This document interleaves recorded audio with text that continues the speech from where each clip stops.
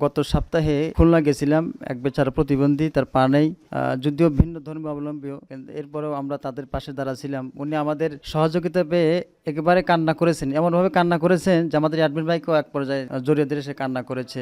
তো সেই কান্নাটা যদিও চোখের পানি, কিন্তু অনেক সময় সুখে কান্না আসে। ওনাদের অত্যন্ত নিম্ন অঞ্চল এবং অত্যন্ত গরিব মানুষ। আমরা বুঝতে পারতাম না যে মানুষ এখনো ওই ঝুপড়ি ঘরের মধ্যে বসবাস করে, সেখানে গিয়ে দেখতে পেরেছি।